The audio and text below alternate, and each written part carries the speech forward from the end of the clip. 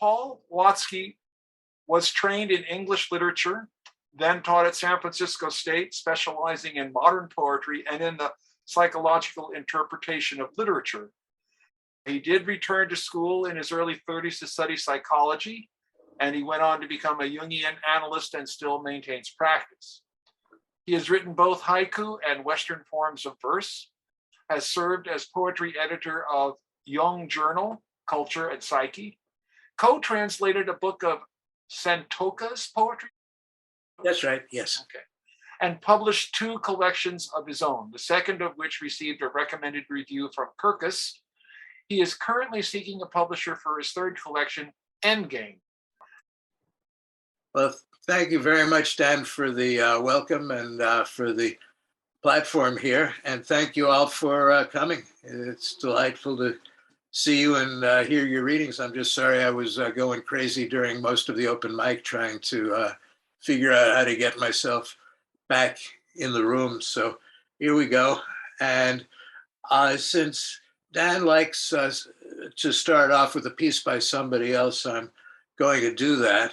This was a poet who was introduced to me on the page anyway in 1963 while I was working as a stack boy in the NYU library, and another stack boy showed me this poem, and that was the beginning of it all.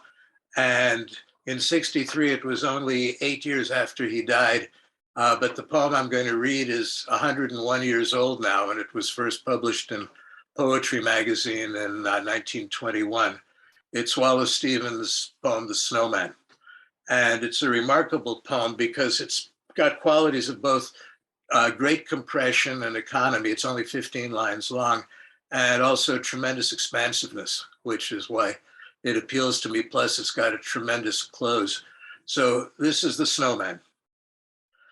One must have a mind of winter to regard the frost and the boughs of the pine trees crusted with snow, and have been cold a long time to behold the junipers shagged with ice, the spruces rough in the distant glitter of the January sun, and not to think of any misery in the sound of the wind, in the sound of a few leaves, which is the sound of the land, full of the same wind that is blowing in the same bare place for the listener, who listens in the snow, and nothing himself beholds nothing that is not there, and the nothing that is. So, as a tribute to Dan also, I'm going to read 10 haiku, a set of them, and most of these are about 25 years old or more, except for the very first one. And I'm going to do as they do in a lot of haiku readings. I'll read them twice, so it'll give a little bit more attention to each one. Speeding SUV. On its roof, trussed prone, 2 Christmas trees. Speeding SUV. On its roof, trussed prone, 2 Christmas trees. New Year's Day. Sleeping off our hangovers beneath the same quilt. New Year's Day, sleeping off our hangovers beneath the same quilt. Beach sunrise, long shadows of pebbles. Beach sunrise, long shadows of pebbles. Heat wave, grease spots the cookie bag. Heat wave, grease spots the cookie bag. Carrying their canes, 2 old women lean on each other. Carrying their canes, 2 old women lean on each other. Hotel gatepost, a beetle circumnavigates the light globe. Hotel gatepost, a beetle circumnavigates the light globe. September warmth, after the flea bombing, fleas. September warmth, after the flea bombing, fleas. Late blackberries, covered with road dust, still unripe. late blackberries, covered with road dust, still unripe. His ashes scattered. What to do with the box? His ashes scattered. What to do with the box? Tai Chi master rearranging the quietness. Tai Chi master rearranging the quietness. So the way I'm going to proceed from this point is I'm going to read a couple of poems from each of the collections that Dan mentioned, and then 3 poems from the manuscript. And so the first of them is from the one called Telling a Difference, the first of my books. Were God a psychologist? The afterlife. You enter a nondescript office, metal desk, 2 or 3 straight back chairs, and sort pictures into categories.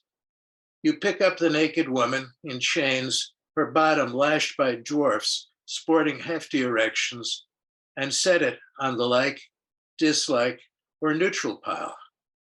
Cards for all kinds of moods, situations, people resembling your parents, the Battle of Kursk, representative foods. Pretty soon you assume these heaps determine your placement, your permanent future. You intuit where you're heading and turn despondent or giddily cheerful as you sort everlasting cards day after day, while behind the mirror, something silent scratches notes.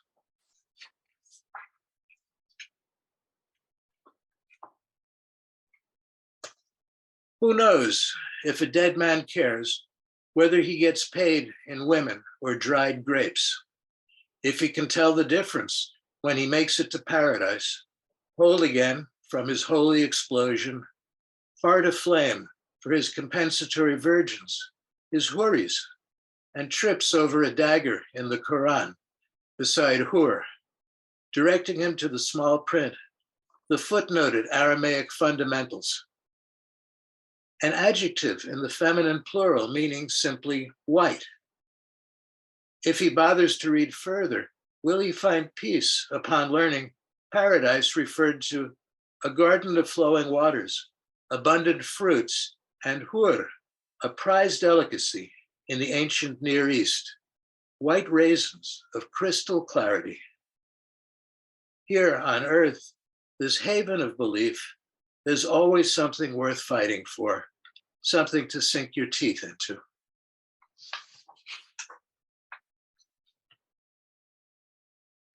So we're going to go on to the second book, which is called Walk-Up Music. And the situation of this poem is that a young poet, lyricist, has gone to Mount Helicon to seek out Erato and hope to win her favor. But he has the bad luck of encountering Clio, the muse of history, instead. So this poem is spoken by Clio. You've stopped by Helicon for love poems. Erato's on break and I'm subbing. Here, I'll sell you this list of her medicine chest's less noxious contents, featuring heavy-duty toenail clippers and a broken comb. Cleo won't steer you wrong. You require lyrics. Don't pass up my exact account of the park where I cavorted as a child, bulldozed long ago for condos. Quite moving, the bit about a cement water fountain on which I chipped my incisor. Basin never fully drained, tangled filth constantly circling that silver tit-like thingy Robert Graves calls a navel boss.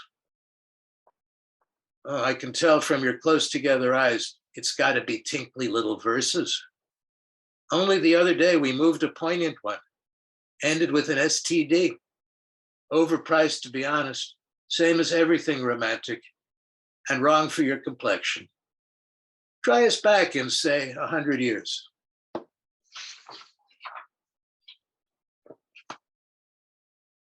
And then the second of the poems from Walk-Up Music It was written at North Beach and Point Reyes in June of 2013. At evening, I rededicate my life.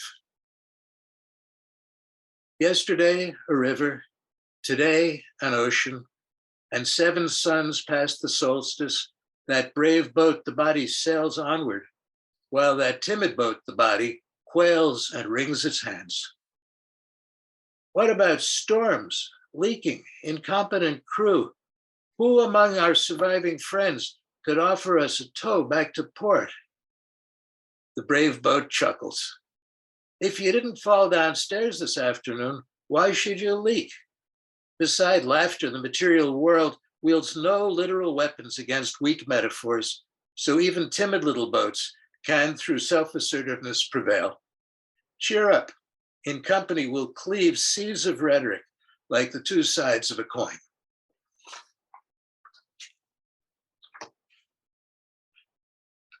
So now we're coming up closer to the present time, and these are 3 from the manuscript that's out now, hunting for somebody to show it some love in a concrete form and publish the damn thing.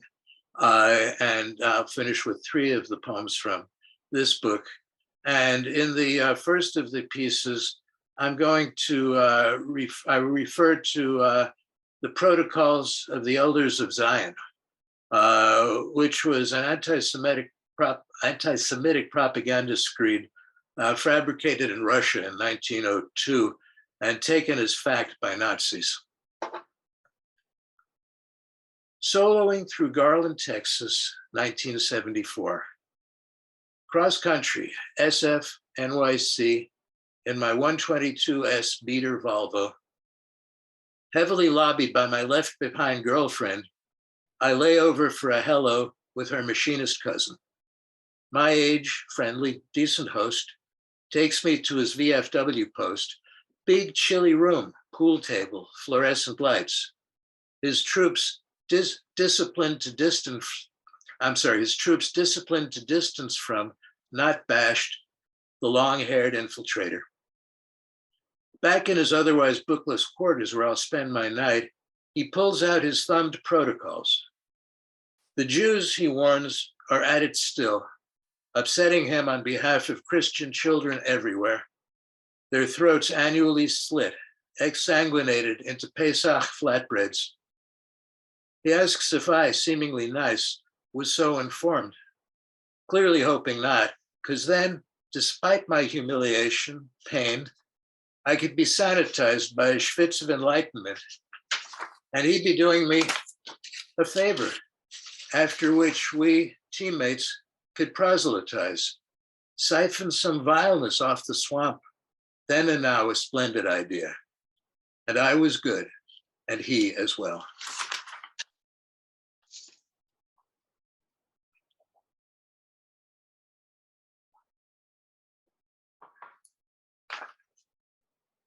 Two women visiting my office.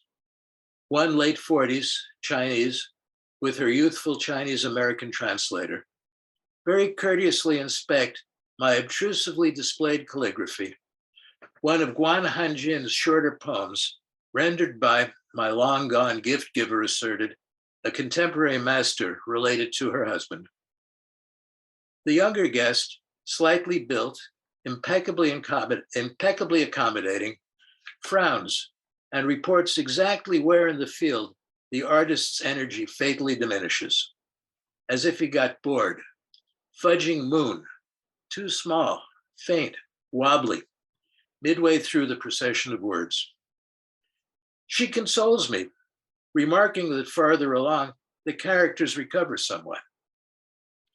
Next, they turn to a large 19th century silk painting inherited from my mother, who believed it valuable. Again, displeasure. The elder, baffled at how it got screwed up so badly.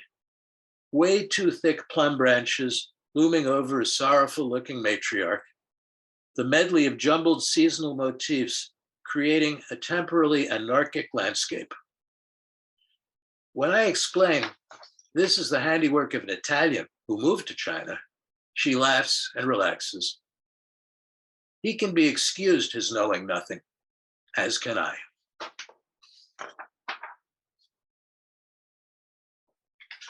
So I'm going to finish with this final poem and appreciate your listening to all of this.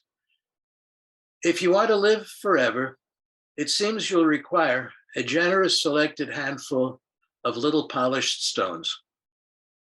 My wife, who's stuck in town this weekend, asked me, more I imagine to project positivity than from conviction, to stop by the spiritual store for the sake of her afflicted sister. A chore I didn't begrudge, being fond of rocks and the price no worse than an elaborate bouquet. Each specimen cost enough to rate individual wrapping, along with an instructive card on what to expect performance-wise. E.g., clear quartz, the master healer. Only innocent magic here, not the one to rule them all. Black kyanite, a porcelain toughener for spark plugs, to repair holes in the aura. Chrysocolla, serving up stress relief. Chrysotile, aka white asbestos, one world's established carcinogen, but in this parallel universe, allegedly a motivator. Fire agate, sending harm back to its source. Let's hope this semi-precious saps metastases. Meanwhile, I sit on unsanctified gravel, solitary at the dormant fire pit, from which in spring emerged native poppies, since dried up and disappeared. Windless, lovely, a late afternoon to make eternal life look pretty good. Thank you very much. Oh, thank you so much. Do you have one more that you'd like to share? Just because you have some time there. I grabbed a copy of walk-up music, and here's one.